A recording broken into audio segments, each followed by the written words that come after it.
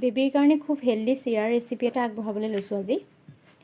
এয়া মই জোখমতে অকণমান চিৰা লৈছোঁ, প্ৰায় 3 চামুচমান হ'ব সৰু চামুচেৰে। আৰু মই 2টা আলমণ্ড আৰু এটা খেজুৰ অকণমান পানীত তিয়াই লৈছোঁ। এয়া 10 মিনিটমান সময় তিয়াই থ'লেই হৈ যাব। আৰু এই মই আলমণ্ডৰ বাকলিটো গুচাই ল'ম। আৰু পেকেট চিৰা ব্যৱহাৰ কৰোঁ মই। পেকেট চিৰা হ'লে বেছি ভাল ল'ৰা-ছোৱালীৰ কাৰণে, তাত যিকোনো বালি চালি টাইপৰ বস্তু নাথাকে। গতিকে মই এইটো ইউজ কৰিছোঁ কাৰণে ফলা হৈ আছে।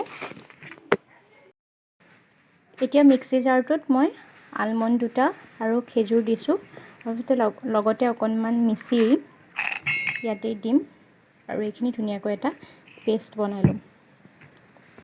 এতিয়া মই এটা চচপেন পাতি দিছোঁ।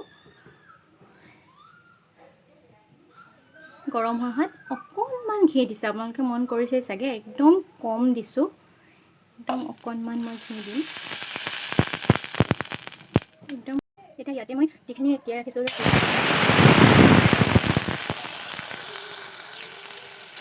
অকণমান সময় অকণমান লৰাই দিম, বেছি সময় নালাগে। আপোনালোকে বেকগ্ৰাউণ্ডত অকণমান হুলস্থুল শুনিব পাৰে, মোৰ ছোৱালীজনী খেলি আছে সেইবাবে। অকণমান ভাজাৰ নিচিনা হ'লেই ইয়াতে মই এবাটি পানী ব্যৱহাৰ কৰিম, আৰু প্ৰয়োজন হ'লে আৰু অকণমান দি ল'ম।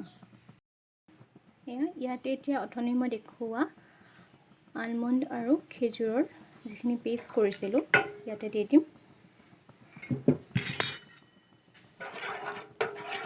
গেছটো মিডিয়াম কৰিয়ে থ'ম, তাৰপিছত মই লাহেকৈ চিমত দিম আৰু সুন্দৰকৈ উতলিবলৈ দিম।